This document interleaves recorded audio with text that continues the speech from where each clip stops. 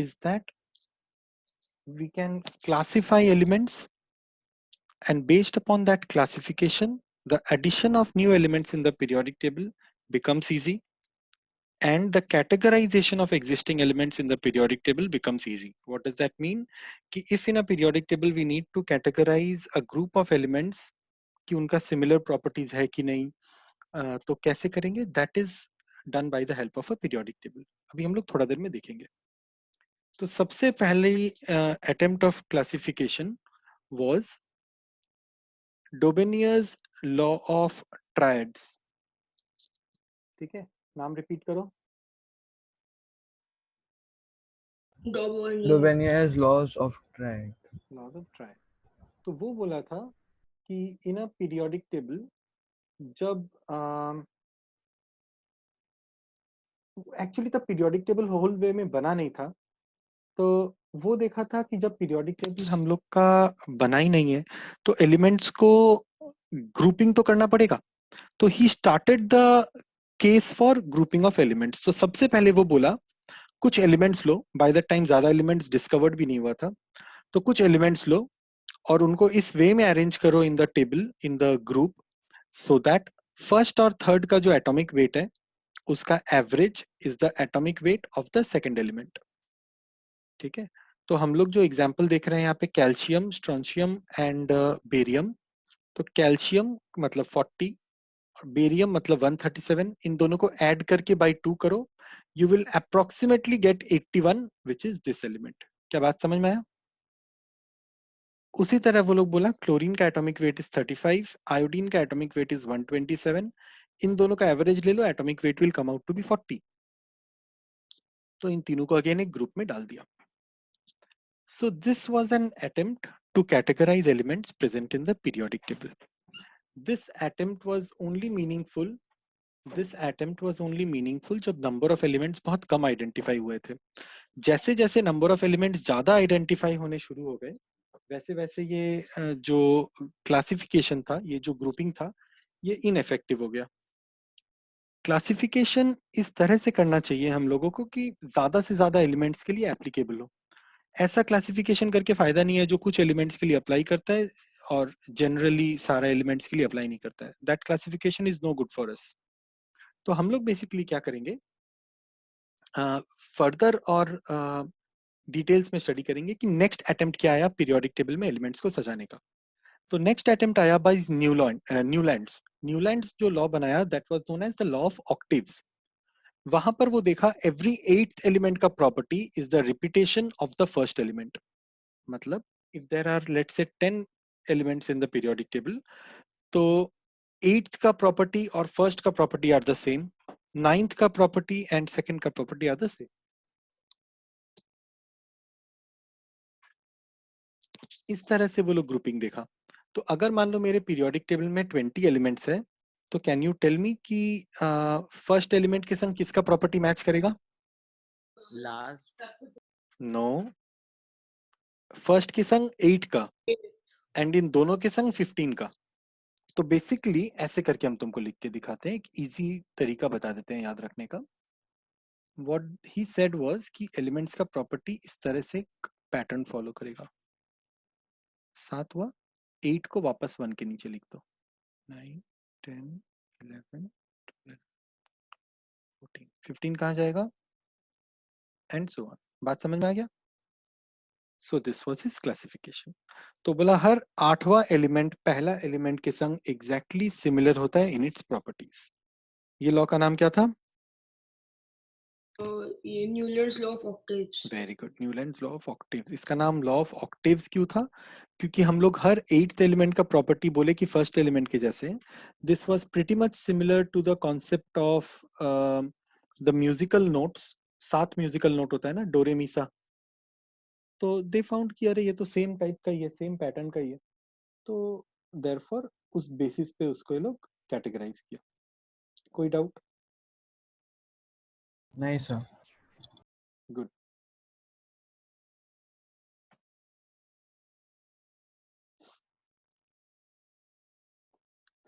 Next came Mendeleev's law of periodic table. Mendeleev अपने law में बोला कि देखो ये सब रूल तभी एप्लीकेबल है जो आप लोग पहले सीखा। हम लोग पहले कौन कौन सा सीखा? डोबेनियस लॉ और न्यूलैंड्स लॉ। वो बोला ये दोनों लॉ तभी एप्लीकेबल है जब आपका number of elements periodic table में बहुत कम हो। लेकिन अगर नंबर ऑफ एलिमेंट्स आपके टेबल में बहुत ज्यादा है तब ये सब लॉ से आपका काम नहीं चलेगा। आपको और सब्सटेंशियल लॉ चाहिएगा, और मीनिंगफुल लॉ चाहिएगा, और कंस्ट्रक्टिव लॉ चाहिएगा, और डिटेल्ड लॉ चाहिएगा। तो बोला कि चलो ठीक है, एक ऐसा लॉ डिस्कवर करते हैं, एक ऐसा लॉ बनाते हैं जो ज्यादा मीनिंगफुल हो, ज्यादा पावरफुल हो, जिसमें ज्यादा डेप्थ में एनालिसिस किया गया। तो they came up with the concept, they came up with the idea कि इसको पहला बात तो नाम दिया गया मेंडलीव्स पीरियोडिक लॉ। वो लोग बोला कि एलिमेंट जो अरेंज होता है पीरियोडिक टेबल में वो होता है on the basis of their atomic weight. On what basis are the elements arranged in the periodic table? On the basis of Atomic weight. Atomic weight. Atomic masses भी बोल सकते हैं, देखो यहाँ पर एटॉमिक मास लिखा हुआ है, ठीक है, it is the same thing, atomic weight and atomic mass. तो बोला elements are arranged on the basis of their atomic weight या एटॉमिक मास। जिस एलिमेंट का जितना जैसा एटॉमिक मास होगा उस बेसिस पे उसका प्रॉपर्टी होगा। तो एलिमेंट का प्रॉपर्टी क्या चीज के ऊपर में डिपेंड करता था? Atomic mass. एटॉमिक मास या एटॉमिक वेट।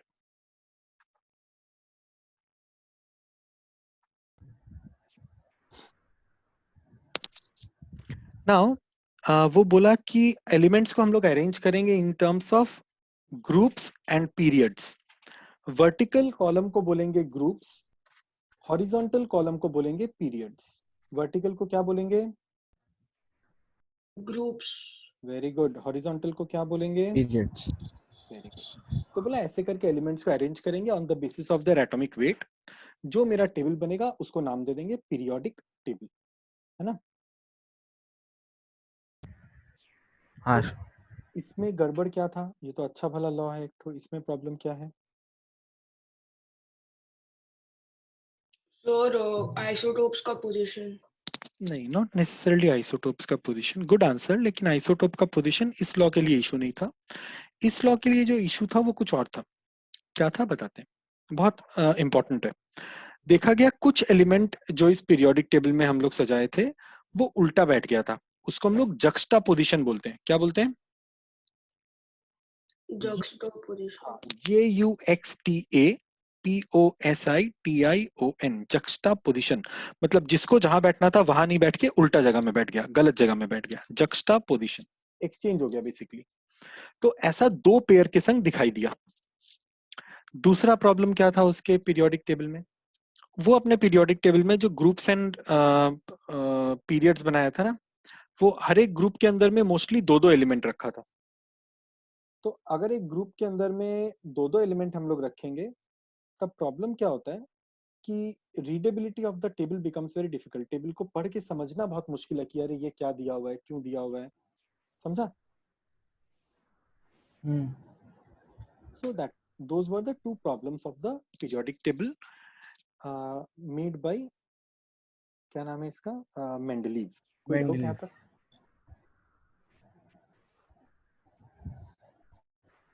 यहाँ तक कुछ पूछना है?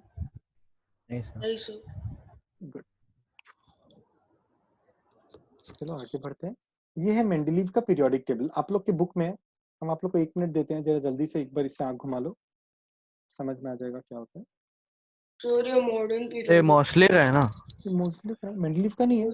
ने mostly कर रहे sir. मोस्टली हम का। हम नाम नहीं पढ़, मेरे को एक्चुअली यहाँ पे हेडिंग दिखाई नहीं दे रहा बेटा, तो आई डोंट नो विच। ओ ये मॉडर्न है, मॉडर्न है। टेबल तो दिखाई हाँ दे रहा है, मॉडर्न। दिखाई दे रहा है तो क्या होगा। हाँ तो यहाँ पे लोग मोस्टली का नहीं दिया, कोई बात नहीं, बाद में रेफर कर लेना। हम आप लोग को भेज देगा वाला पीरियोडिक टेबल भी देखना जरूरी है। उसमें प्रॉब्लम क्या बताया हम आप लोग को, एक बार बोलो क्या प्रॉब्लम था उसका पीरियोडिक टेबल में? मेंडलीव के हाँ हाँ, सर वो जक्सा position. Very good. Elements exchange होके गलत पोजीशन में बैठ गया था। दूसरा क्या प्रॉब्लम था? सर ग्रुप्स खाली 2 का था। नहीं, कोई कोई जगह वो एक ही ग्रुप में 2 एलिमेंट बैठा दिया था। Very good. और दो और मेजर प्रॉब्लम था। एक कि वो नोबल गैसेस को लेके इन डेप्थ स्टडी तब तक नहीं कर पाया था, तो नोबल गैसेस उसके पीरियोडिक टेबल में नहीं थे।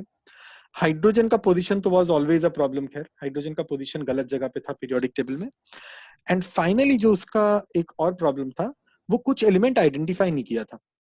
तो जैसे एल्यूमिनियम वाज आइडेंटिफाइड, बट वो So बोला था also कि he left spaces in the हाँ, periodic he table. left in the periodic table, he left a space saying कि एल्यूमिनियम के जैसा एक और एलिमेंट फ्यूचर में कोई ना कोई डिस्कवर करेगा, तो उसका नाम एका एल्यूमिनियम रख देंगे। क्या रखेंगे? एका एल्यूमिनियम। एका एल्यूमिनियम। एका मतलब होता है लाइक एल्यूमिनियम। तो बोला कि चलो अब मेरे को उसका नाम नहीं पता, तो क्या कर सकते हैं, यही कर सकते हैं कि फ्यूचर में जब तुम लोग डिस्कवर करो तो एल्यूमिनियम जैसा एक एलिमेंट बोल देना, उसका नाम है एका एल्यूमिनियम। बात समझ में आ गया? हाँ सर।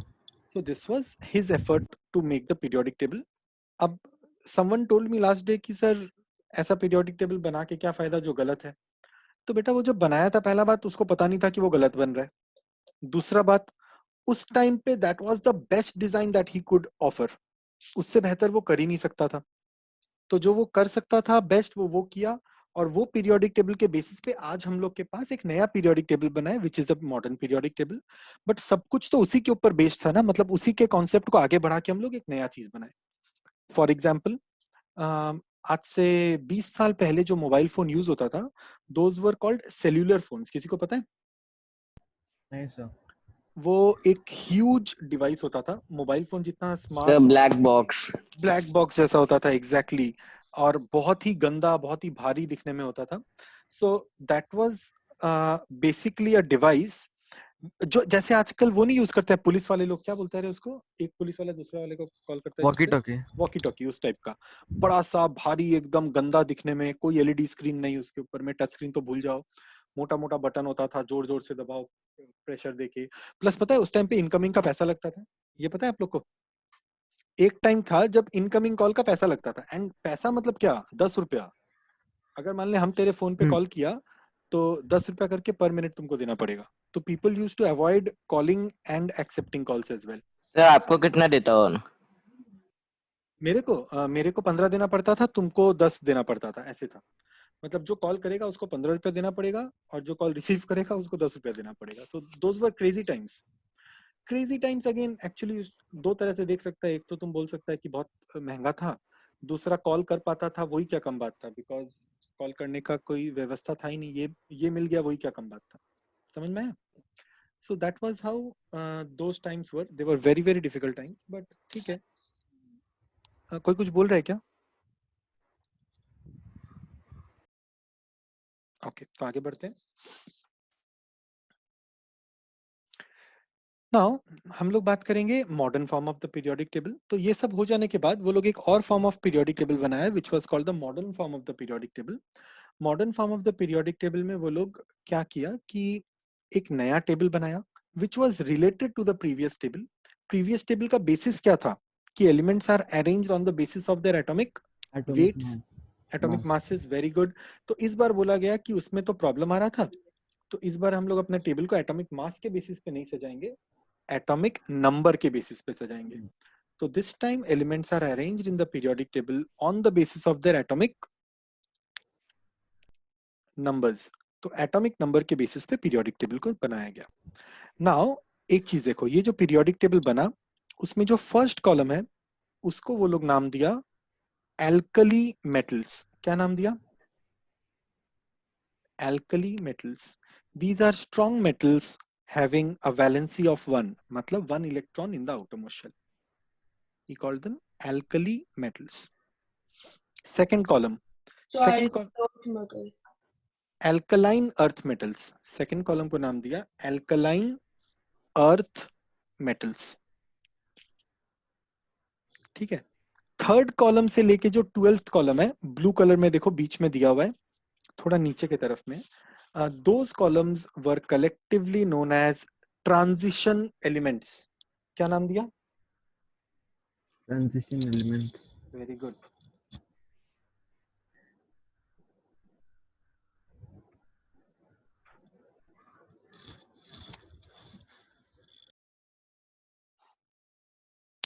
ट्रांजिशन एलिमेंट्स हुआ। The next thing that he did, हम अब बैकवर्ड शुरू करते हैं। ये देखो यहाँ पर जो लास्ट कॉलम था उसको बोला नोबल गैसेस या फिर inert gases.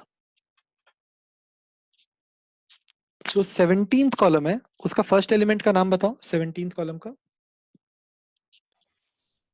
So hydrogen. Chlorine. Chlorine. Fluorine, very good. तो फ्लोरीन का जो कॉलम है उसको वो नाम दिया हैलोजेंस। क्या बोला? हैलोजेंस। हैलोजेंस। उसके पहले जो ऑक्सीजन फैमिली है उसको वो नाम दिया चैल्कोजेंस। क्या नाम दिया? चैल्कोजेंस से इसका मतलब क्या हुआ? चैल्कोजेंस मतलब वो एलिमेंट जो लाइफ के संग रिलेटेड होता है। ऑक्सीजन हम लोगों को लाइफ देता है, nitrogen, sorry not nitrogen, sulphur, these family belong to the chalcogens. Chalcogen family. उसके पहले वाले फैमिली का ऐसा कोई एज सच नाम नहीं है, ऑल्दो 15 कॉलम को हम लोग नाइट्रोजन फैमिली का नाम देते हैं। मतलब एक कॉमन नेम टाइप का है, कोई स्पेसिफिक साइंटिफिक नेम हम लोग के पास नहीं था, तो they called it the nitrogen family. फिर उसके पहले वाला कार्बन फैमिली। अब देखो नीचे में आप लोग को दो रोज दिखाई देगा, ये वाला और ये वाला। पहला row is known as the lanthanide, दूसरा row is known as the actinides. Lanthanide वो होता है which basically contains elements from 57 till 71। ये लैंथेनाइड सीरीज का पहला एलिमेंट का नाम पढ़ो, इट इज कॉल्ड लैंथेनियम, इसीलिए उस सीरीज को लैंथेनाइड बोलते हैं। ठीक है, और उसका दूसरा सीरीज का नाम है एक्टिनाइड। क्या बोलते हैं? Actinide. Actinide, that starts from 89 और पहला एलिमेंट का नाम है एक्टिनियम। ठीक है, एक्टिनियम। चलो अब आगे बढ़ते हैं। तो वो अपना पीरियोडिक टेबल बनाया, ये ग्रुप्स का नाम हम तुम लोग को बता रहे थे अभी तक। अब वो ये तो हम तुम लोग को ग्रुप वाइज बोले, अब पीरियड वाइज। जो पहला पीरियड था उसमें कितना एलिमेंट था देखो?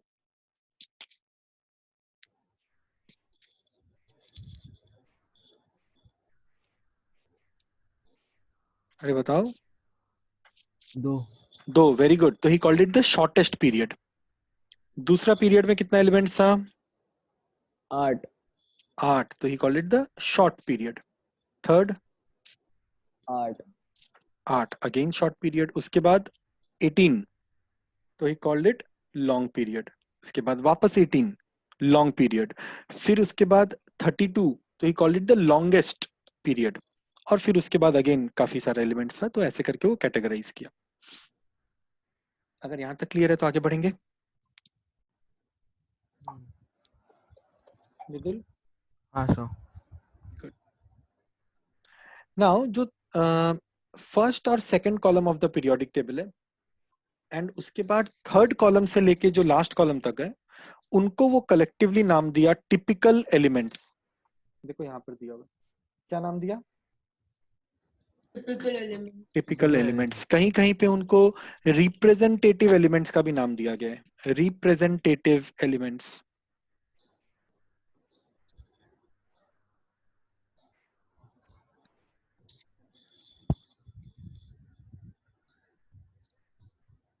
ठीक है, रिप्रेजेंटेटिव एलिमेंट्स।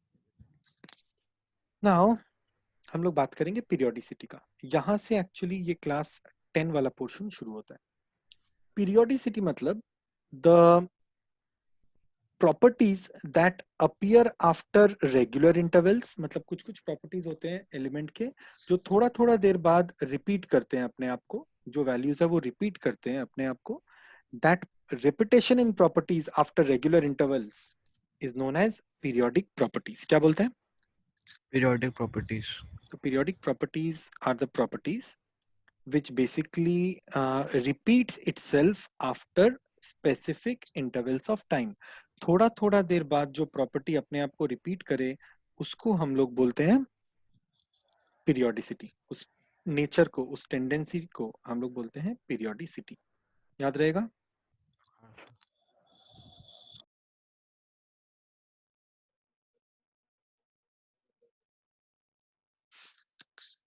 ओके। पीरियोडिसिटी का रीजन क्या है? अब पीरियोडिसिटी होता क्यों है? What is the cause of periodicity? Important है। The cause of periodicity is the recurrence of similar electronic configuration. Periodicity होने का कारण है कि कुछ एलिमेंट अपना प्रॉपर्टी को रिपीट करता है after regular interval because of certain behavioural patterns. Behavioural pattern जैसे क्या? फॉर एग्जाम्पल जैसे मान लो उसका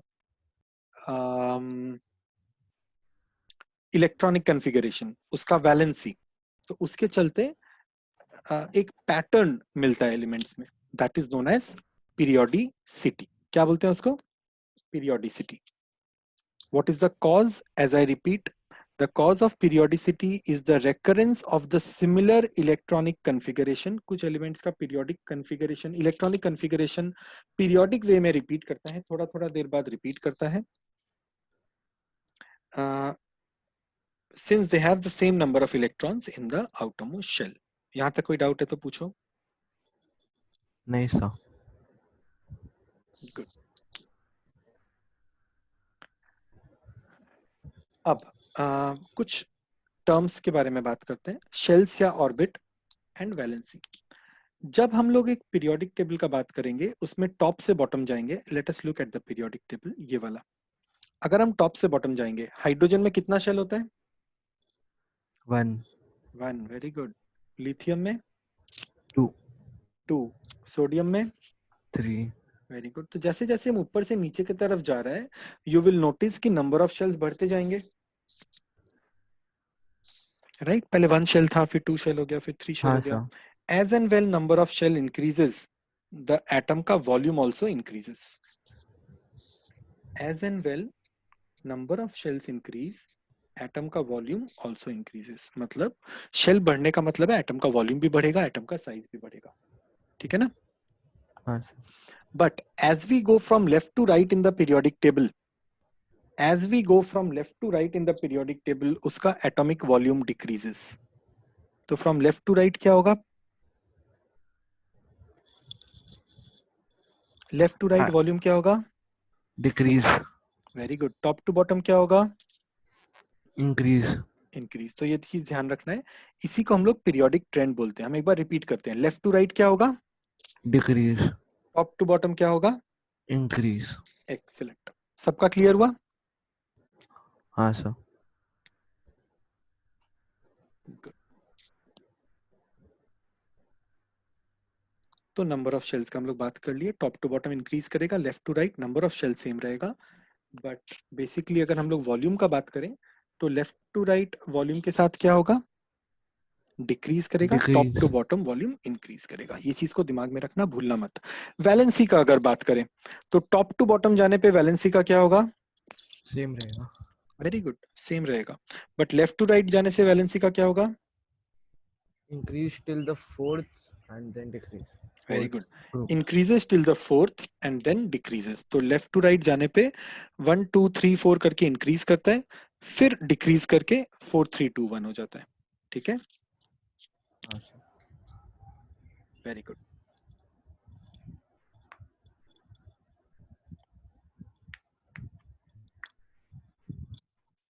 कंटिन्यू करते हैं पीरियोडिक प्रॉपर्टीज में। तो एटॉमिक साइज का हम लोग बात ऑलरेडी कर चुके हैं, या एटॉमिक रेडियस का, दोनों का ट्रेंड सेम है। एक बार रिपीट कर लेते हैं, top to bottom increase. Increase, left to right decrease. Decrease. Metallic character का बात करते हैं। मेटलिक कैरेक्टर मतलब किसमें मेटेलिक टेंडेंसी ज्यादा है, कौन मेटल की जैसा ज्यादा बिहेव करता है। तो फ्रॉम टॉप टू बॉटम क्या होता है? Increase. Metallic character top to bottom increase. Increase, और left to right decrease. Sure. वापस से बोल रहे हैं, metallic character top to bottom increase. Increase and left to right decrease. Decrease. एकदम करेक्ट, परफेक्ट। अब बात करते हैं नॉन मेटलिक कैरेक्टर।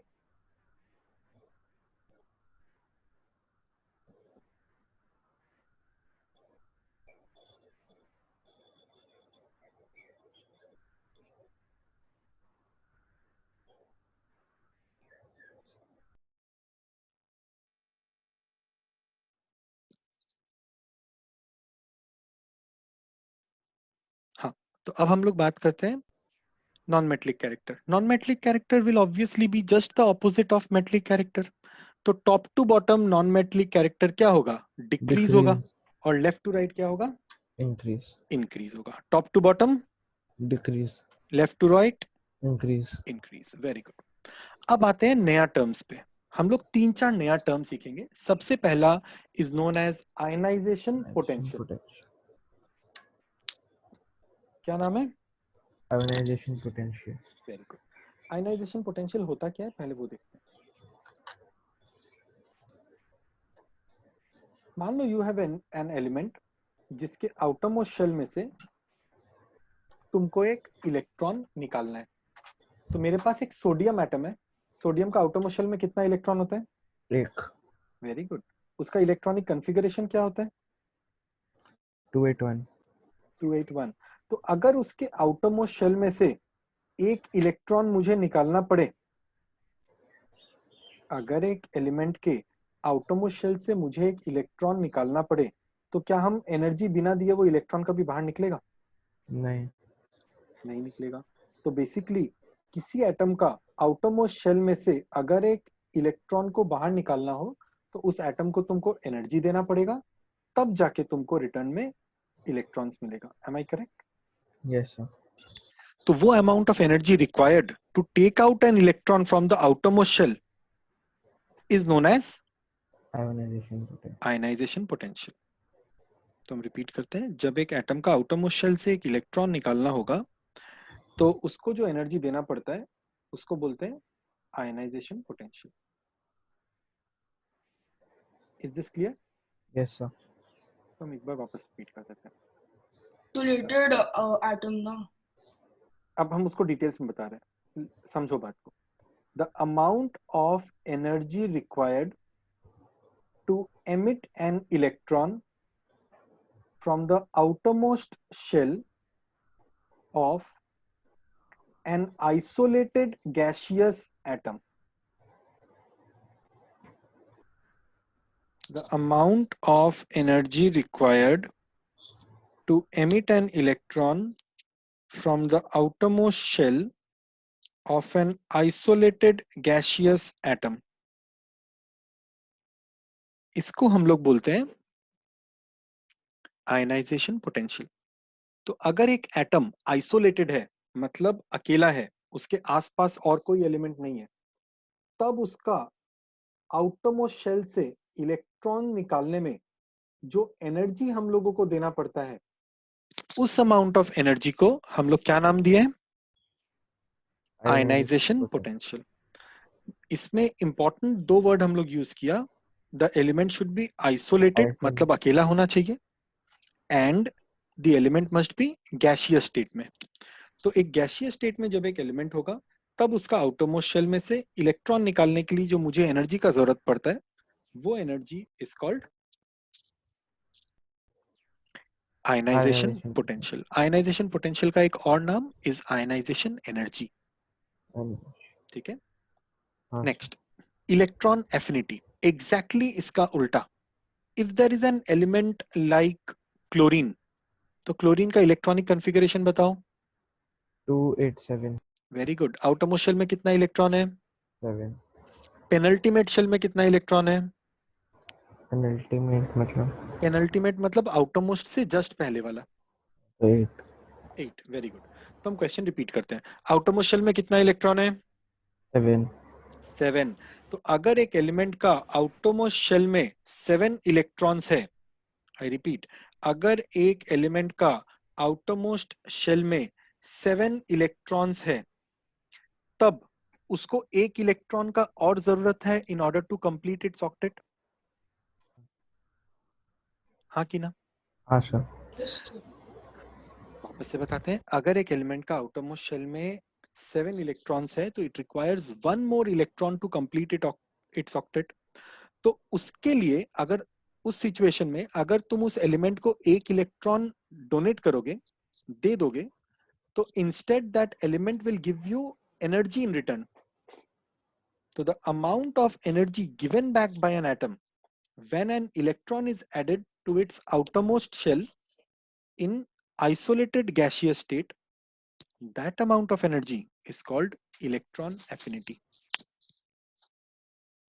किसी को भी दिक्कत हुआ समझने में तो प्लीज बताओ। नहीं सर.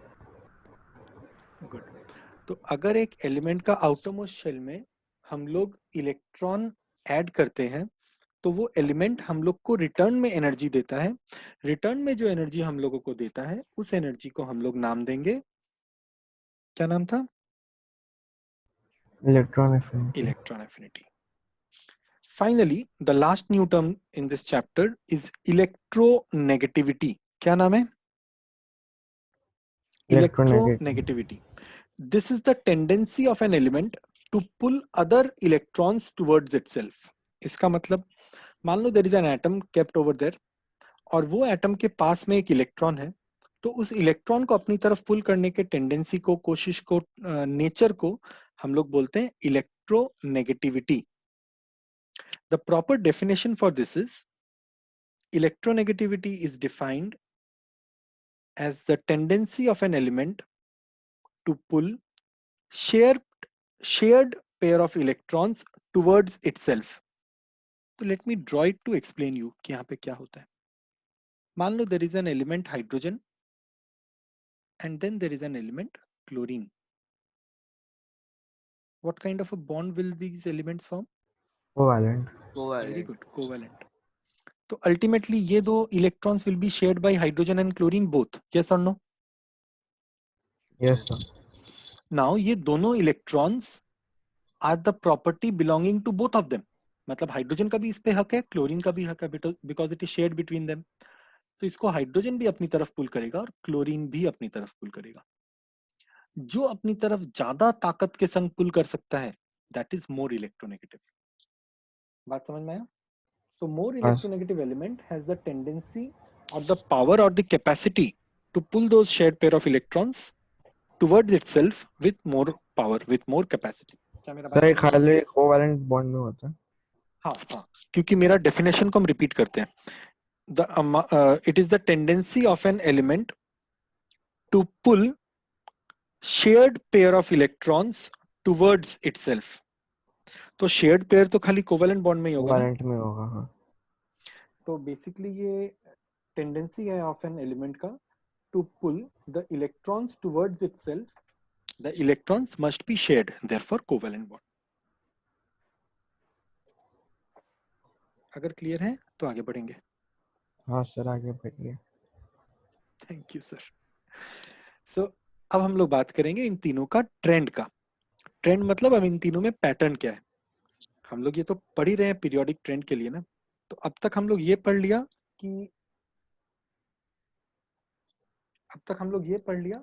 कि ये तीनों का डेफिनेशन क्या है, आयनाइजेशन पोटेंशियल, इलेक्ट्रॉन एफिनिटी और इलेक्ट्रोनेगेटिविटी। अब पढ़ेंगे इनका ट्रेंड क्या है, लेफ्ट टू राइट कैसे बिहेव करता है, टॉप टू बॉटम कैसे बिहेव करता है। तो इनका behaviour is the same, exactly the same as non metallic character. Left to right increase करेगा, टॉप टू बॉटम डिक्रीज करेगा। याद रहेगा? Yes, sir. हाँ सर। गुड। तो ये एटॉमिक वॉल्यूम के बारे में एक्सप्लेन कर रहा है ये लोग। देखो जैसे जैसे हम लोग टॉप टू बॉटम जा रहे हैं साइज बढ़ते जा रहे हैं बिकॉज नंबर ऑफ शेल्स बढ़ते जा रहे हैं। अब यहाँ पर देखो जैसे जैसे हम लोग लेफ्ट टू राइट जा रहे हैं साइज कम हो रहा है। लेफ्ट टू राइट जाते वक्त साइज कम क्यों होता है, कोई बता पाएगा? सर इलेक्ट्रॉन एफिनिटी, ज्यादा इलेक्ट्रॉन दे तो ज्यादा। इलेक्ट्रॉन एफिनिटी तो तब होता है जब कोई बाहर से फोर्स अप्लाई करे ना, अंदर से इलेक्ट्रॉन एफिनिटी थोड़ी हो सकता Volume. है। वॉल्यूम कम हो जाएगा, क्यों कम हो जाएगा? That is my reason, that is my question. Density increases. Sir nuclear charge. Nuclear charge बढ़ जाएगा। Very good, not density. देखो जैसे जैसे हम लोग लेफ्ट टू राइट जाते हैं वैसे न्यूक्लियस का पावर बढ़ते जाता है, नंबर ऑफ प्रोटॉन्स बढ़ते जाता है। जैसे जैसे नंबर ऑफ प्रोटॉन्स बढ़ेगा एक एलिमेंट में वैसे वैसे एज आई सेड न्यूक्लियर का डेंसिटी बढ़ेगा, मतलब वो इलेक्ट्रॉन्स को अपनी तरफ पुल करेगा। तो इन सारे केसेस में हम लोग देखेंगे जैसे जैसे हम लोग लेफ्ट टू राइट जा रहे हैं, जैसे जैसे हम लोग लेफ्ट टू राइट जा रहे हैं एटम का जो साइज है वो कम होते जा रहा है। क्यों कम होते जा रहा है? बिकॉज न्यूक्लियस का पावर इंक्रीज कर रहा है। न्यूक्लियस का पावर इंक्रीज करने से एटम का साइज कम होगा। मेरा बात समझ में आया? हाँ सर। तो जैसे जैसे हम लोग लेफ्ट टू राइट जाएंगे न्यूक्लियस का पावर बढ़ते जाएगा, जैसे जैसे न्यूक्लियस का पावर बढ़ेगा एटम का साइज कम होगा। अब आगे बढ़ते हैं।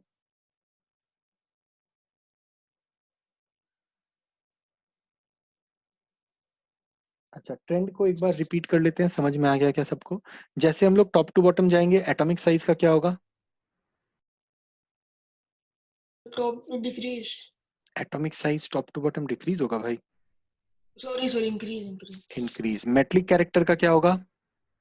increase, Increase. Increase.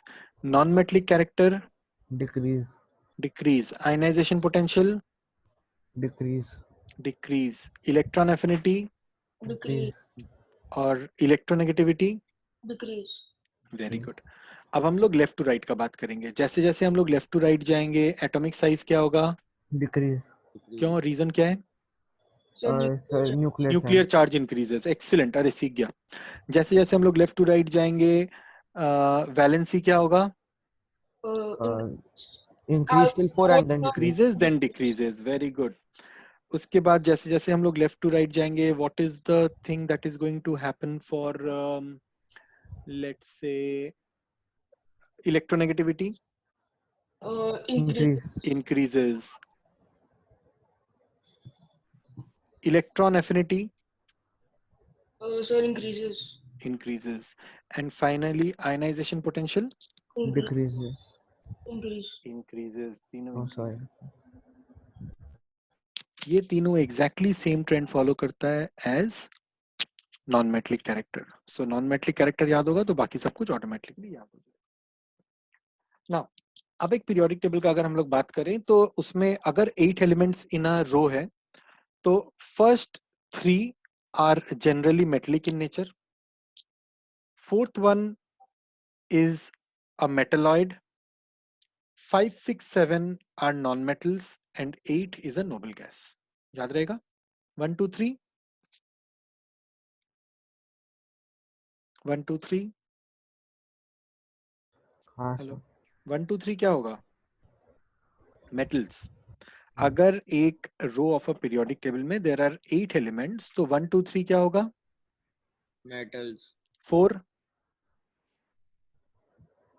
metalloid, 5, 6, 7 non-metal, non-metals, 8 inert gas, noble gas, inert gas या नोबल गैस। हम ये वाले पार्ट का बात कर रहे हैं, यहाँ पर देखो, ठीक है।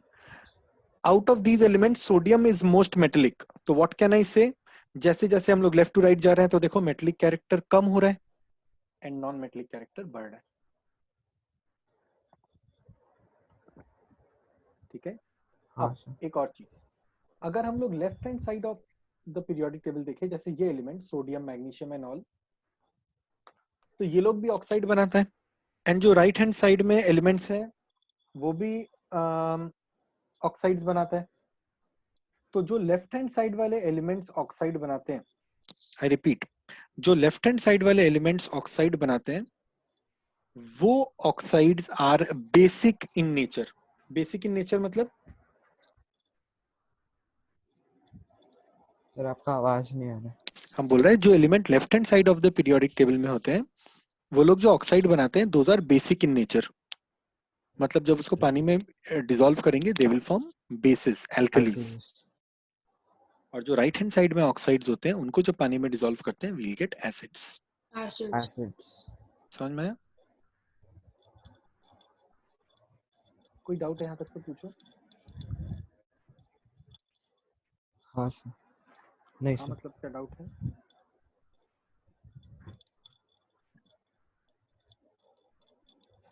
पक्का?